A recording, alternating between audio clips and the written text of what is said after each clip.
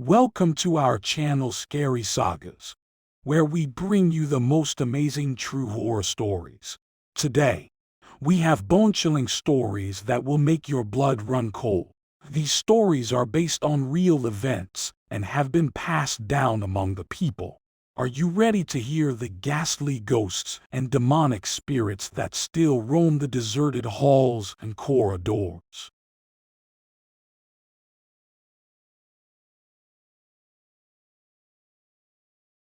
Although I'll admit that I was frequently a pain in the butt, like any teenager, when I crossed the adult threshold, ghost stories were the last thing on my mind. I will always remember the first night.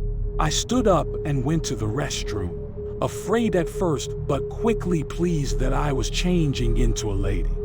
I had the impression that there was a presence in the family room as I made my way back to bed. The grandfather clock in the hallway had stopped ticking as I turned around to get back to the family room. Till I moved a few steps away from it, I saw that it slowly began to start up again. I stepped backward, intrigued as much as horrified, and almost leaped out of my skin when it stopped again.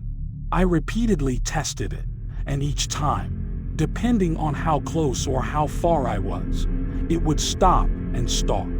As if it weren't enough, the TV abruptly turned on, drawing my attention.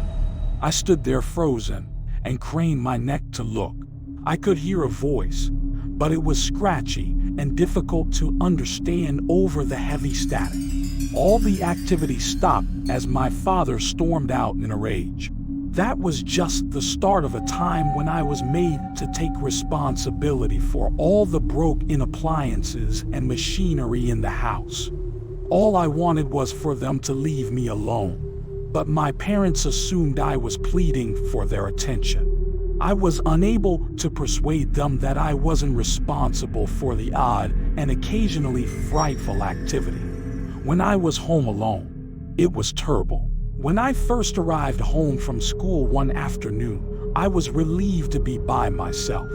I turned on the audio and sat on my bed to finish my homework while listening to music. I then heard a grinding, squeaky sound coming from the door. I noticed the handle was being pushed down gradually when I looked up. I stopped breathing as I fixed my gaze on the handle as it swung 90 degrees before halting abruptly and pointing to the floor as if it were being held down. Waiting to see what would happen next was agonizing. I got off the bed and hurried over to the door because I wondered if my brother was pulling a trick on me. I paused as all the horrifying scenarios played through my head. I carefully extended my hand toward the door handle while promising myself that if it was my brother, I would give him a royal butt kicking. The handle abruptly jumped upward and back into place before I had a chance to react. I leaped, but as soon as I felt a wave of rage, I grabbed the handle and flung open the door. Nobody was present. I started to run through the house, calling out for my brother while fighting back tears. Nobody from my family was at home. Even though it was impossible for my cat to have toyed with the handle, I nevertheless looked for her. She was on the fence outside. My door then abruptly shut on its own. I yelled as I dashed to the hallway. At the end of the hall, I stood and looked at my door. As there were no windows open, I briefly considered whether there may be a burglar inside. Fortunately, my parents arrived at the driveway, so I quickly ran outside to inform them what had happened. Because my father can be quite a brawler, he made us wait outside while he stormed inside. Only a few minutes had passed before he returned to the outside, shaking his head angrily and brandishing the baseball bat. He gruffly informed us that nobody was home and that I needed to get a grip on my behavior. I started crying and stormed inside the home despite the fact that I had started to feel fairly terrified of the entire place.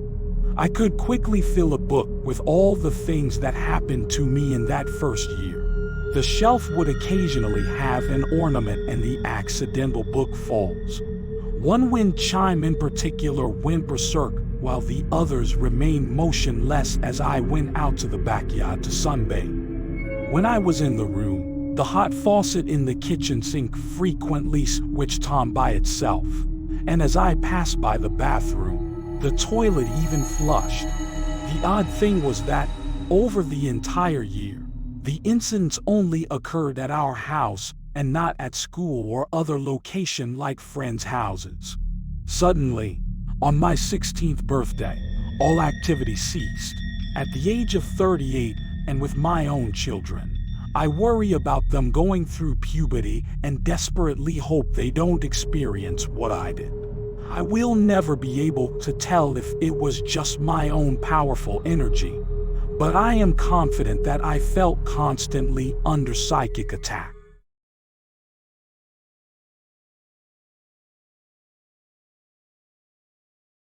My sister, who is 5 years older than me, was out with friends after work when I was around 12 years old during the summer.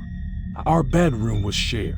I had an older, glass TV next to my bed that was off, and I stayed up late scribbling on a notepad while lying in bed. I once glanced up and caught a glimpse of my sister entering the stairway from our bedroom doorway in the television's mirror. She wasn't there when I turned around to say hello to her. The lights are still off when I get up and enter the stairwell, and they are also off in the bathroom that is adjacent to our bedroom. She must have moved quickly downstairs since I went downstairs to look for her and discovered nobody. I walked outside to see whether her car was still there since I was starting to feel a little uneasy and I wanted to disprove my suspicions. I sprint back inside and rush upstairs to wake up my mother and inform her that I'm quite convinced I have just seen a ghost. She was too exhausted to take action, so I retreated to my bedroom, terrified. When I looked back on it, I saw that the girl was wearing a long-sleeve dress that appeared to be vintage, and at the time, my sister was very much a tomgirl. But as she left the room, she was turning to face me and had blonde hair like my sister. Until my real sister arrived home and I felt secure enough to go to bed, I kept my light on. Even now, the thought of it gives me a little shiver.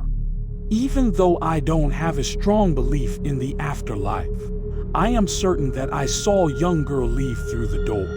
I wasn't really exhausted. I hadn't watched anything particularly frightening earlier in the evening, and I wasn't particularly alarmed when I first saw her because I assumed it was just my sister. But I'm at a loss for words. Never again encountered her or anyone similar.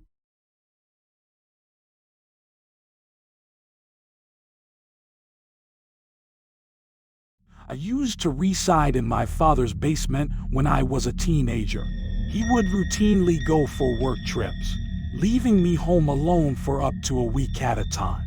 I was up alone one spring night at around 2 in the morning watching TV when I heard what I thought were 2 pairs of footsteps outside coming from the front yard, going around the side, and coming to a stop in the rear.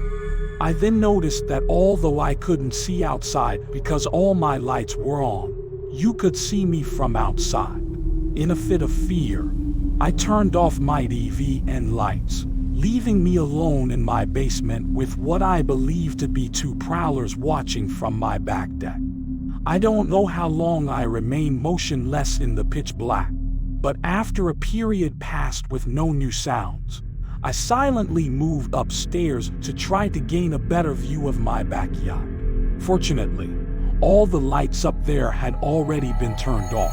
Sadly, there were significant blind patches where it seemed that footfalls stopped due to the placement of the plants and patio canopy. I thought about calling 911, but I knew I'd have to stay with my aunt while my father went out of state, and I didn't want to do that. Instead, I waited for at least 10 minutes for activity on the deck before telling myself that it was all in my head. I made the decision to step outdoors and look. I walked outside and collected the closest thing to a weapon I could find, an old shepherd's axe. I then snuck around the side of my house and knelt behind a bush. When I finally had the nerve, I swung the axe into the bush and yelled, "Hey!" Right, nothing would occur. When I realized I was only being paranoid, I would laugh heartily, if not without feeling ashamed. Instead, I heard 2 pairs of human footsteps rushing away in the opposite direction, as well as the sound of deck chairs rubbing against wood. Heart stopping. Due to the adrenaline spike, I briefly felt like I had blacked out. I turned around and ran back toward my house in the opposite direction. What should I do? There was no time to contemplate. I arrived at my front door, swung it open, dashed inside, slammed it shut, and then stood there in the pitch black, almost gasping for air. I waited for someone to leave the property as I peered out onto the street, but nobody did. I immediately understood that, contrary to what I had previously believed, I was no longer safe in my home. I was confined. In order to yell if I spotted anyone, I ran out the front door and into the center of the street. I should have contacted the police by this point, but I wasn't thinking properly anymore if I ever had. I turned to face my house, but I couldn't see anyone, so I cast a quick peek down the street to the left. Nothing. I then turned to look to the right. A block and a half away from me, 2 male figures were moving out of sight. They went left at the T intersection into the main road just as I started to see them. Then they vanished from view. I chased after them for some reason, but when I rounded the corner, nobody was there. They shouldn't have had somewhere to go, and if they had been strolling alone, they would have only advanced about a half block. An automobile must have been waiting for them there. I was 13.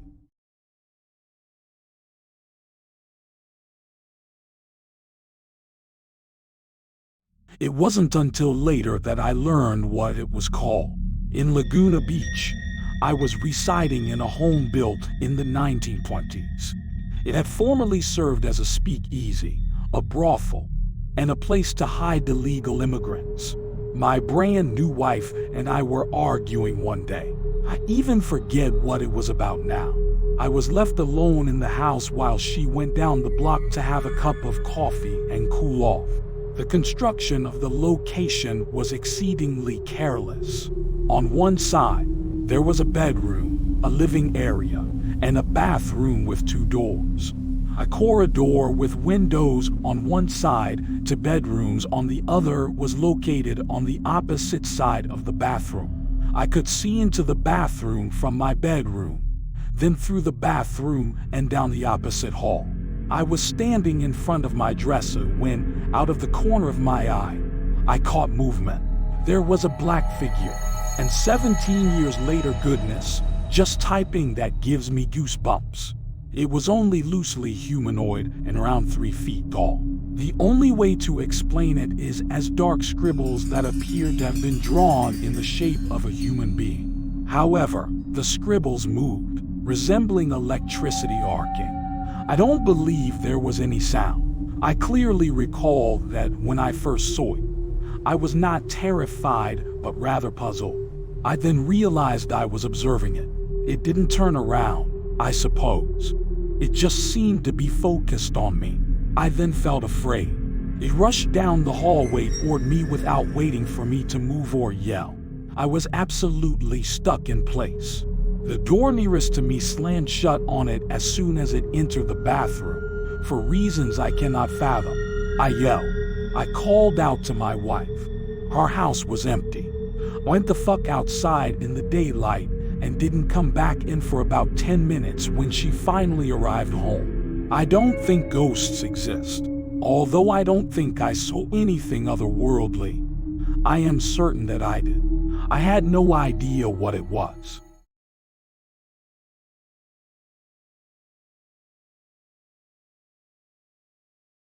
I've always been fascinated by the supernatural, so becoming a ghost hunter made perfect sense to me. When I learned that none of my friends or family members shared my interest, I almost gave up on pursuing my aspirations. I eventually made the decision to travel alone because I didn't want to bother trying to join another group. Ironically, I've always avoided reading ghost stories because of my fear of them, which is why I wanted to conduct my own investigation. I wanted to attempt to disprove the existence of ghosts for myself, but I had the necessary tools just in case. After spending a lot of time investigating several actual haunted locations, I had primarily dubious evidence. I reached a turning point one night when, to my horror, I realized that ghosts, spirits, and the afterlife are real.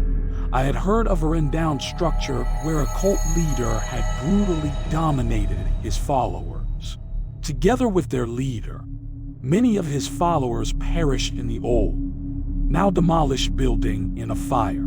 I was nervous as I did my investigation. I was first a little anxious because I hadn't had any written authorization to carry out my research.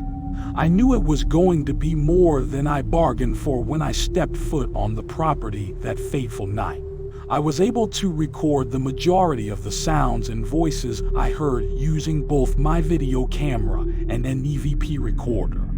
I proceeded from room to room in the hazardous building with my most dependable DC flashlight, taking notes on anything on.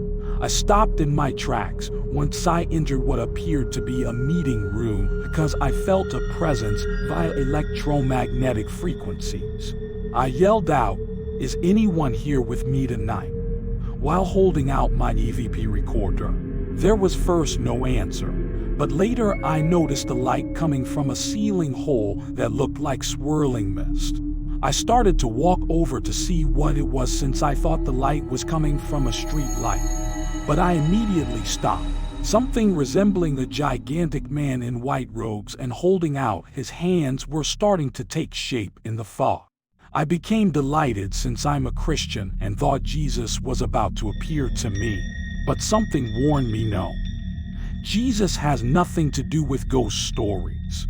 It would seem controversial to say this, but my entire history with ghost hunting has gone off course.